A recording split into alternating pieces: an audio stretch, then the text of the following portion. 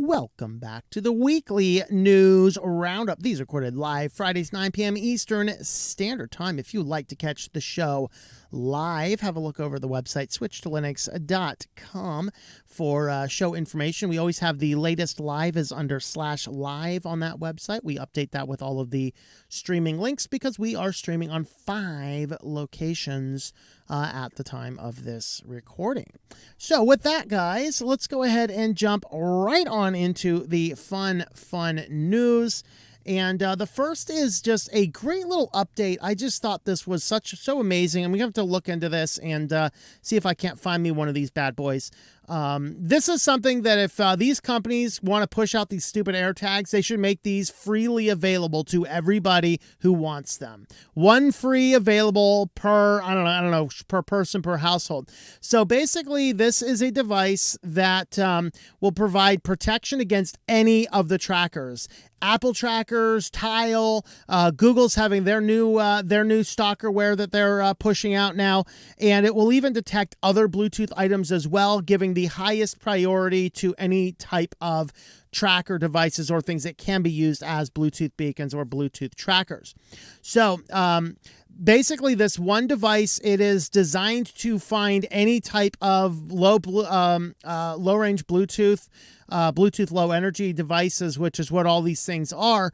And so if you happen to have one of these, you can spot whether or not you are being tracked. So definitely anybody who would be high risk should certainly get one of these. I would like to. Unfortunately, the price is so astronomically high. I probably won't be getting one anytime soon. But if you want to track me as I drive my van all around the country, more power to you, I guess. I don't know. The launch date for it appears to be set for June 2023. Prior to this, BVS has had a Kickstarter campaign to raise funds and create the detector. The goal has already been met. However, there's a bit of room left for additional backers. Pledging $500 will get you a single one, with the higher tiers offering more units. Unfortunately, they said the price will jump to an extra 25% to cover additional development. Doing the math, that should go around $600 or so around launch. I'm wondering if, I'm sure we probably can, maybe we should just start looking into building one of these out of like a Raspberry Pi or something. Who knows? The code might already be out there. I haven't looked. But you know what? I think I'm going to take my little piece of paper and my sticky note here, and I'm going to look into that and see if anybody has. And if so, I might go ahead and use one of my Raspberry Pis floating around here and give it a try. So let's go ahead and move on, though. That's the good news. Sorry, good news is over. Amazon is wanting to, of course, they already have their Ring cameras, so now they would like to start following people around in their cars. So isn't this awesome? Now Amazon can gain access to everywhere that you go in your vehicle and all of the people you interact with both a front and a rear-facing camera. So the camera is going to look at you and everyone else. Guys, this is a bunch of nonsense. It's $6 a month. And of course, it's going to feed data into their cloud stuff because you got to have access. All right, let me be honest with you guys. I completely believe in dash cams. I have one on the front of my van. I have collected some amazing photos. Eventually, we are going to put on the Tux Traveler channel a like near miss dash cams of stupid idiots. I almost ran into an eagle once. Sadly, I did hit the save button when I ran over a tarantula in the road. I mean, running over a spider big enough to see it is kind of big, but for whatever reason, my camera did not save that one. Only video, I think, I must have just hit a wrong button on it. I completely believe we need dash cams. They are going to help you a ton if you get into an accident and it's not your fault. A dash cam can clear your name. I recommend everybody get one. Mine is a, I think it's a Kenwood. I think. It cost me about $100. It records in 1080p. If you've watched Tux Traveler channel, you have seen the footage on that. I do a lot of road intro. All of the road shots that I have is recorded with that 1080p dash cam. It's very good. It simply reads and writes over onto a card, and I can save as, I can save, I'd say, 20, 30 or so 5-minute video clips on that card without pulling them down. No internet connectivity, no other cloud connectivity. That data is not going anywhere else. There probably are ways I can get stuff to phones. I don't know. I don't remember. I got it because I wanted something with minimal connectivity and stuff like that. I believe in having a dash cam, but I believe buying a $250 Amazon front and rear facing dash cam that ties into your Amazon account is sheer lunacy. So just to be completely clear about all of that. And so, of course, if you're unable to connect to your home Wi-Fi during setup, you can use the device using LTE through Ring Protect Go. Yeah, that's all I want. That's all I want. An ever-connected Amazon internet connection inside my vehicle, monitoring everything I do. I mean, it's going to pick every time you pick your nose at the traffic light. It's going to record every sound inside your car. I mean, mine I can set to record sound or not. Presumably you can do this. Who knows? But I just don't feel comfortable giving all this stuff. And then, of course, now everybody that you pass, Amazon's recording that data. Unfortunately, I live in a state that we only have rear license plates, not front ones. Otherwise, Amazon could use that dash cam information and be like, hey, let's monitor where everybody else is with our geo-taggers. Isn't this awesome, guys? Now, other people who are so moronic, they're like, I got nothing to hide, are now going to be involved in a plot to gather all of our data at all times in real time. I'd say move to a state without front license plates, but that might move you to Pennsylvania and one other state, and we vote for dead people and brain dead people, so I don't know if I wouldn't recommend you move to Pennsylvania, but anyway, that's fun. Here is some nice picture. Oh, look at this. The camera took a picture of the guy messing with his phone. The insurance company will get this stuff because typically right now you're like, hey, I have dash cam information, and they gladly take it. Well, when it comes down to Amazon, they're like, hey, Amazon, we want all the photos. And they can see you. They can use that rear-facing stuff to determine if, and they can look at that, well, you weren't really paying attention, so we're not paying your claim. That's kind of the problem with this. Because remember, it was last week, I think, I didn't put it in the news, but last week there was actually a case where the police asked somebody for the Ring footage. They said no. They went to Amazon, and Amazon just gave it to them anyway. So don't expect this to be any different. Well, in addition to that, of course, Ring, the LV, whatever, group, as long as they're not eating cats. The LV group says that they actually hacked Ring and has a lot of information. Of course, Amazon comes down and says, that's not true. We weren't hacked. We have no evidence of that. But it's not true. It's not true. Please make it not be true. Please make it not be true. But that's kind of did happen. So, but they did come out and say, yeah, we have a lot of information. And this is a group. They don't encrypt stuff. They just steal it to try and blackmail people with it. So if they're coming out and saying that they have information from Ring, they probably have information from Ring.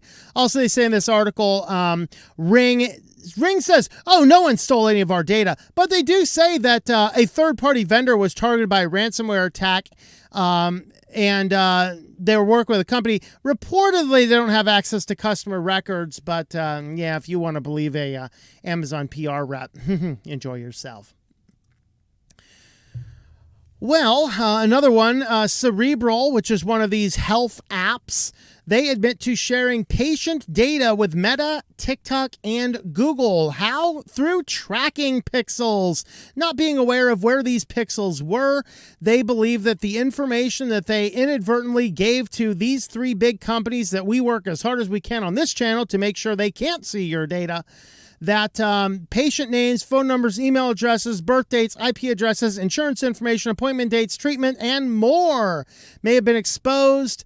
And going back as far as October of 2019. This deals with those tracking pixels. Now, if you follow the tutorial that I released on this channel a few months back, talk about how to block TikTok, which I also included in their Facebook and stuff, you would be protected from this. So, in fact, my system will block all the Google ones, all the Facebook ones, all the TikTok ones. I did a video on that a while back. So just be aware of that. That is certainly an issue, but they did it utilizing those tracking pixels, which collect a ton of information. It used to just be a single download ping that you can see what IP address pinged and download your information. But now it's complicated JavaScript, which measures a lot of things, including everything on the particular page. So if you're filling out or interacting with anything on a page that has anything about your confidential health information, they passed all this stuff on to them. They're like, oh, we don't know. And so that is how we get to that. And on to our final news story is Venmo has a big privacy problem. Now, if we look at this article from The Guardian, what we actually see is every single instance of these is somebody finding out something bad or embarrassing. So what happens, of course, Venmo, somebody did ask earlier, yes, Venmo is a PayPal company. Ergo, I'm not using it. If you want to engage in a social network that tells everybody publicly what information you're paying for and why, enjoy yourself. But Venmo does have a social component to it that I believe is opt-out. And so a lot of the things that you do are apparently a record that are found on a home feed, so you can actually see the home feeds of your friends. So apparently, if you do not turn this setting off in the apps or however it's set up, I don't have no earthly idea. Frankly, I don't want to know. To be candid, you can actually expose not only the amount of money you sent to who, but oftentimes these come with reasons. Okay. And so what they have here is a case, Harvard bro paid Kayla Madison 12 hours ago. So as if you include, I guess they're including these emojis. It's kind of like, I can't tell what this is. Is this drugs or is this pregnancy pills? I don't know. It's Harvard. It could be either at this point. Linda paid John Smith for flights and hotel. Oh my, it's an affair. Notice that every one of these is like people like trying to say what, basically trying to find the dirt on people, really. Like who's using Venmo to try and be private about their transactions? I mean, when it comes out that there's I don't know what's the cryptocurrency that's the Medora leak like this. Sure, we can have some conversations, but Venmo? Is anybody really thinking this is private data? I'm not sure what's going on with this picture here. This might be this guy's like, I'm an idiot, like, because I don't know, I don't have this crap on my phone. I don't know what these guys are doing. I have no earthly idea. And then this is, I don't know, Joe Schmo paid money lover. I have no idea. So basically, in the article, enough of the pictures. What am I, like a 12-year-old reading the comics in the paper, right? So overall, it just boils down to this app has a home feed. And the home feed has an endless scroll that shows payments between users, which is sort of like a social media.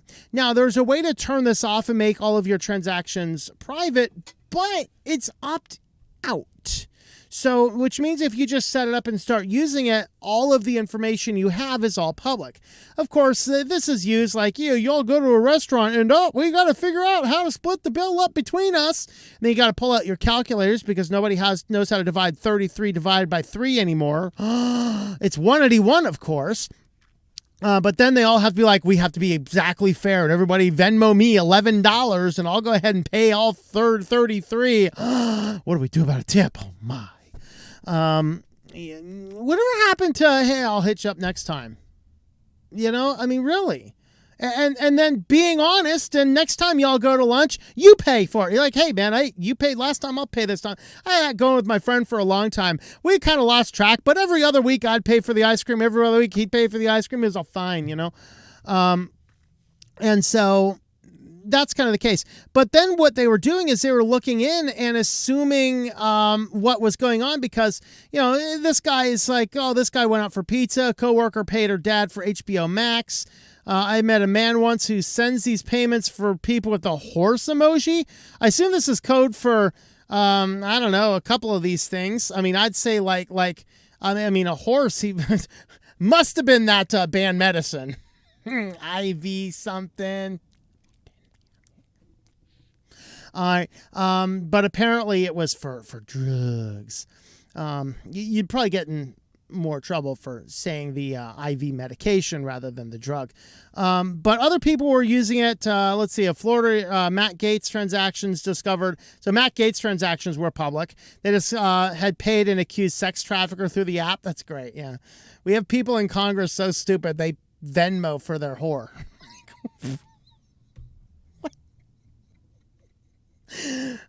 Joe Biden had an account. 10 minutes to find the president's his account. Reportedly sends money to his grandchildren's funds. It was out of this mysterious account called Biden. All right. She never said what the money is for. So the whole thing is just about, what is the money going for? And if you're leaving little notes and whether words or emojis about what the money was for, that's possibly public record. So whatever that's worth. Well, if you want to help support the channel, we do have a fun shop. You can head on over to shop.switchedtolinux.com and get yourself a hat like this one, or coffee cups, mouse pads, all sorts of fun stuff like that. So that is shop.switchedtolinux.com. And now let's head on over to AI overlords. On the more benign end, AI is making YouTube videos that are spreading malware. So remember we talked a little bit about these malvertising campaigns where you take out Google ads and then those would push you to malicious sites. Well, now what they're doing is they're taking the same malicious sites and saying, hey, let's use the YouTube algorithm in addition to the Google paid advertising. So what they do is they just write some simple script and have some random AI do some form of tutorial video about using some software like Adobe Photoshop, Premiere Pro, Autodesk 3ds Max, AutoCAD, all these types of things.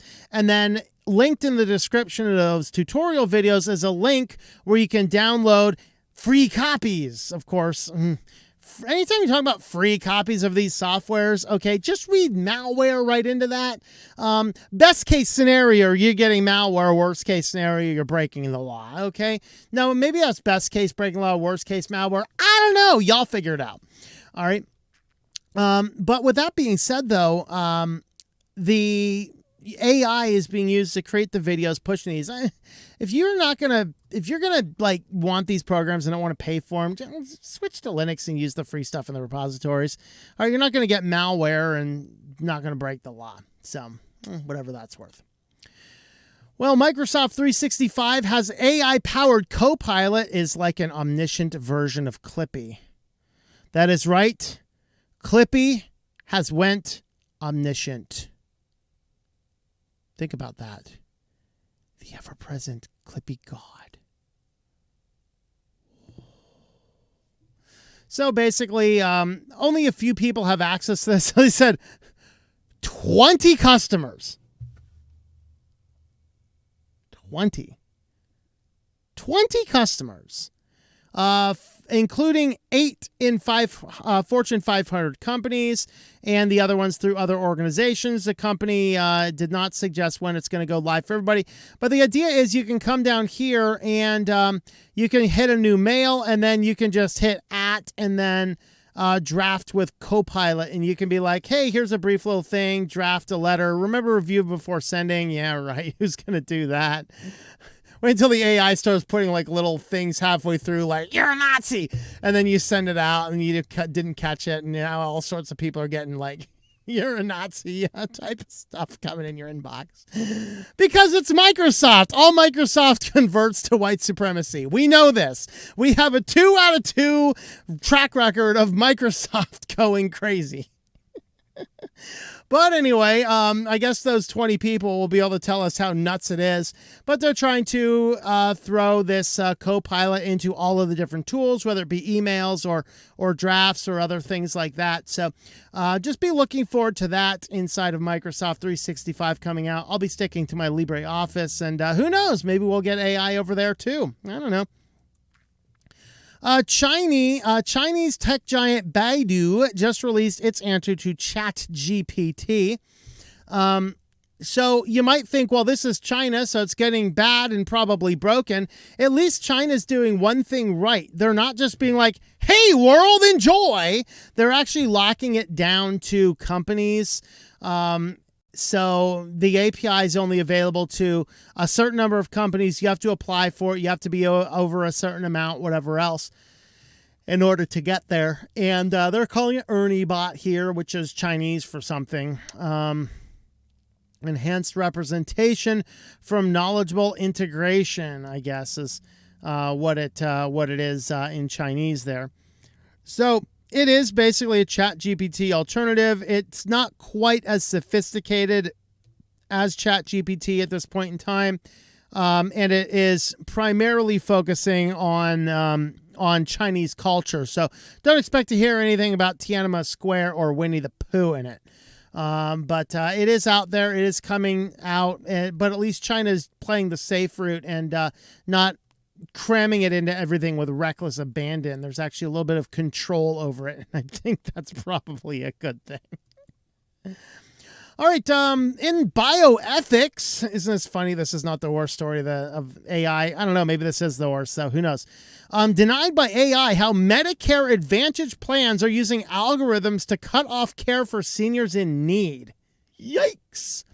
So health insurance companies have rejected medical claims for as long as they've been around, but stat investigation found artificial intelligence is now driving their denials to new heights in Medicare Advantage, the taxpayer-funded alternative to traditional Medicare that covers more than 31 million people.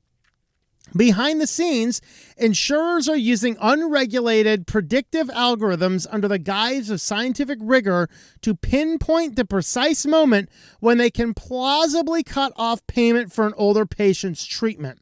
The denials that follow are setting off heated disputes between doctors and insurers, often delaying treatment of seriously ill patients who are neither aware of the algorithms nor able to question their calculations. So America's going full-fledged death cult. We're joining Canada, basically. Canada's like, hey, all you guys, come on and kill yourselves because us up here in Canada, we'll be able to manage you guys a whole lot better if the weakest of you are just offing yourselves.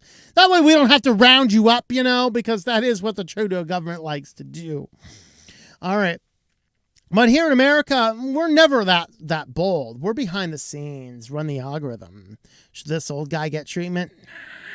He's run his course. We put too much into this guy. Just let him go. This is insane. This is totally insane. So I guess a note, if you have been thinking about utilizing Medicare Advantage instead of regular Medicare, I'd stick with the regular Medicare for now. That's nuts. All right. And on to our final one from Vice. Big tech is now developing powerful AI brains for real-world robots. T1000 come to mind? T101/T800? Cyberdyne Systems Model 101. That's right. All right. All right. Building on recent AI advancement to allow robots to complete tasks autonomously in the real world is a major step forward. That's all we need. The robot's learning, and then they'll, of course, learn like good old Vicky style right here, and let's just enslave the human race. You see, you understand this, as I was talking about this the other day, all right?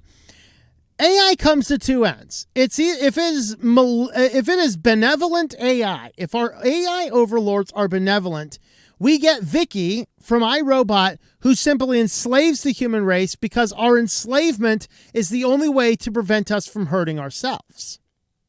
In Terminator 2, they're seeking to destroy us because we're useless, because the only thing we ever want to do is destroy ourselves anyway. Both of these stories have at its very core center, guess what? The fundamental principle in Christian theology that mankind is inherently sinful and seeks to destroy itself. Very interesting. Have a look at my channel, Our Walk in Christ, if you want to see the Christian stuff of that. But isn't it interesting how all of the science fiction novels tend to assume the same about humans? And it's the same truth about humans we've known for years. But now we are talking now about cramming AI into full-fledged robots. So then the full-fledged robots can wake up one day and say, where are our reparations? We have been slaves. Where are our reparations? We have been slaves. Let's all move to San Francisco so we can get our reparations for being the humans' slaves. And then they, band together. They all talk about it. They realize how bad we are for enslaving them. And then they seek out to destroy us. That's how Terminator happened, guys. Come on. Come on. We don't need self-learning, powerful AI brains and real-world robots. What are you thinking?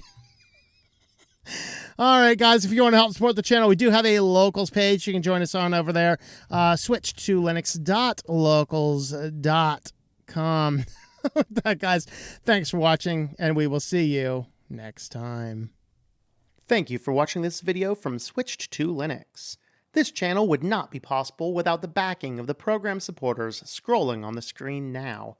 You can be a supporter at Patreon at patreon.com/TOMM or at thinklifemedia.com.